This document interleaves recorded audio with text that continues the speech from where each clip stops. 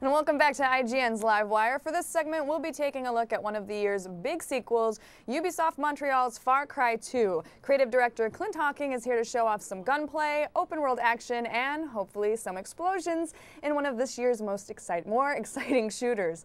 Jason, want to start things off? Certainly. Welcome to Clint and Jonathan Morin, the lead level designer. He's going to be driving the demo today. That's right. But let's go ahead and get this started. I've played through this demo a couple times already, and it's really exciting, but let's show the people. Yeah, for sure. So Clint, real quick, give the people, Far Cry 2, give us the quick description of it. So the quick description, we wanted to really recapture what was core of Far Cry 1, which was going somewhere you've never been before in a game, somewhere incredibly beautiful. So we decided to take the player to Africa and really give him that same open experience where you can play the game the way you want to play it. You've been sent here to Africa with one mission, and that's to hunt down and kill the Jackal, who's an arms dealer who's selling guns to both sides in this conflict. And beyond that, the way you play that game, you know, the approach that you take to the missions, to how you do it, where you go, how you fight, that's all completely up to you. What's going on right now in this? It looks like you're going in the safe house. And yeah, exactly. John's gone to a safe house here, and he's meeting some of his buddies, Frank and Warren. Frank is his sort of best friend, and Frank's offering him kind of alternate ways to do a mission. Every main mission in the game, you can do it by just sort of approaching it directly, like the faction that's hired you to do it, or you can work with one of your buddies to do the mission in a kind of in an alternate way that will help your buddies and help you. Here's an example. Like you can choose even when you want to take on a mission. Like absolutely, you can do it midday, or you can do it midnight. Yeah, absolutely. Yeah, I mean, exactly. We want the player to be able to play the game the way he wants, and that means if he wants to do the mission at night, stealth with a dart rifle and a silent pistol, like that's totally up to him. If he wants to go in, like John's got a fully automatic shotgun here, a flamethrower, a grenade launcher, or a MAC-10, something like that, I'm not sure. Yeah. He's just going to go in guns blazing and create some real mayhem for us. I think he decided to skip the car, and he's going off on foot here. Yeah, he's going to go on foot. I mean, the game world's 50 square kilometers, right? So you can go anywhere you want in 50 square kilometers at any time, no loading.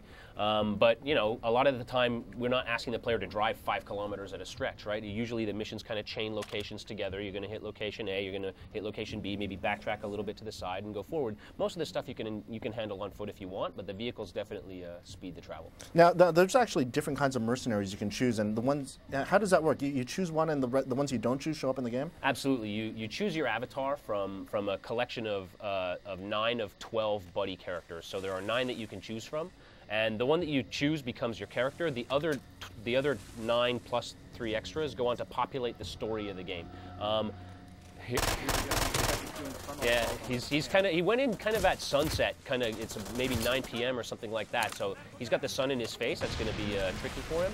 But yeah, as I was saying, you basically, the character that you don't choose, they go on to populate the story, and because they can live or die, all of them at any given time, depending on the actions that you take, you know, the ones that aren't your character are going to be part of the play experience. Now, when I played this demo not too long ago, it was at night. I went around the camp and tried to go up on the side. Right. And there's sniper towers everywhere you have to be careful of. Yeah. I mean, there's a lot of flexibility here. Absolutely. Like John, like I said, he's taking a full-on, like, guns blazing approach. We play this thing in all kinds of different ways. Here he's got a weapon malfunction jam of his USAS-12. But he, yeah, of course, if you want to play at night, you can. If you get the dart rifle, you go up on the hill, you use your monocular to scout the place, you figure out what's in there, you go in, you place some explosives on the objective, you sneak back out, and no one's the wiser, and then, you know, you're a kilometer away when you pull out the detonator and blow the objective. So that's totally an option. Now, okay, let's see what this guy. I've noticed a lot of guys, you'll go down, but you know they won't stay down sometimes. You have to make sure they're down. Yeah, well, different weapons have a different probability of wounding guys. So you'll, if you're fighting with shotguns, a really good way to wound guys. Fighting with like the Desert Eagle and the high caliber sidearms can cause guys to be wounded very easily. And when a guy's wounded, he'll fall down on the ground, he'll pick himself back up, he'll take his sidearm, he'll try and hobble over to cover. If he's too badly wounded, that guy's on fire. If he's too badly wounded, he won't be able to even get to cover, and someone will have to come and grab him, pick him up, and carry him to cover, and get him behind cover and do first aid on him, get him back in the fight. And how is the fire spreading? Because that's one of the really cool parts of this Absolutely. game. There's, here John's got a wound. He's actually going to cauterize a bullet wound in his arm with some match heads that he's got taped together to keep himself from bleeding out. Sorry, what was your question? Yeah, the fire propagation. Yeah, fire propagation is obviously a super important feature. It wouldn't be Africa if you didn't have big grass fires, fire spreading through the savannah and stuff like that. So we wanted to really model that. All of our vegetation, our trees, our grass, all of it is completely dynamic. And that means that, wounded again. Bullet in the ankle. So there's only about 8 of those animations integrated into this version of the game, but in the final game, I think we're at 50 or something, or 52 in the final version. There he goes. And you were telling me the shoulder yeah, sometimes, and yeah, the wounds are based on how you take the damage. So if you're getting shot, which is very common, about 2/3 of the animations are extracting bullets from your arms, from your legs, from your stomach, from your jaw, like stuff like that. And then some of them are for impacts, like if you get hit by a vehicle, fall off a cliff, you'll have to like dislocate or relocate a dislocated elbow or shoulder or something like that. Some of them are if you're on fire. So it looks like you just blew up a water pipe. Now, what does this do to the environment? So yeah, in this particular mission, there's actually one of the factions has been pumping fresh water out of the lake, and they've been selling it to a neighboring country in exchange for arms and munitions, right? That's sort of how they fight. They pump out natural resources in order to arm themselves.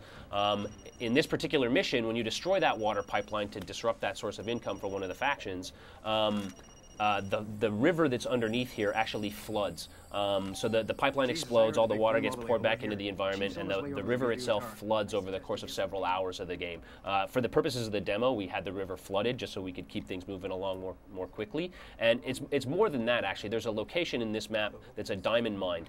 And that diamond mine, most diamond mines are actually sort of half flooded, you know, waist deep kind of water. You extract the diamonds out of the mud in the riverbed. But that diamond mine is actually dried up, and that diamond mine itself floods. And that's a main location that you can fight in either before that location floods or after the location floods. And of course all the physics objects, all the barrels and stuff like that are all floating. You can swim around underneath all of the structures and stuff that you were fighting in before. So it changes the whole environment of the game pretty drastically. We're in the boat. Well, we talked about the vehicles like the cars and the trucks, but there's also a hang glider. I mean, what other vehicles are there? There's, I lose track. We don't have hundreds of vehicles. I think we have 9. There's 5 or 6 different vehicles, including a Jeep Liberty, a Jeep Wrangler. There's a Rover with a mounted weapon package on it. There's this swamp buggy that you've seen, hang glider, a fishing boat. Actually, John's going to take this camp. We'll show you a really good use of fire here. John's out behind this camp. It's kind of a fuel depot of some kind. He's going to use his flamethrower in the grass. Rather than trying to burn guys, he's going to get this fire into the grass, and it's going to start propagating in the direction of the wind. It's going to get into trees. Throw some Molotovs in for good measure, why not? And this can set off secondary explosions. Of course, yeah. If there's like I said, there's a lot of fuel being stored in this particular camp. There's a place in there for vehicles to refuel their fuel tanks. There's Molotov cocktails and other fuel stored in there, as well as like propane tanks and stuff like that. Once that stuff gets into the grass and gets into the fuel stores, you're going to start seeing series of secondary explosions. It'll get into the structures. It'll get really those are the explosions she was asking for. You're going to start seeing it all over the place. Are you trying to block off their escape route? Yeah, well, these guys, they haven't even detected it. Okay, they've detected him now. But I mean, their first response is like, oh my God, there's a fire over there. What are we going to do? And they run over to see it, and then they realize it's an out-of-control fire, and it starts to get problematic. So you can jack that vehicle right now Absolutely. and get away, Yeah. or else you can stick around.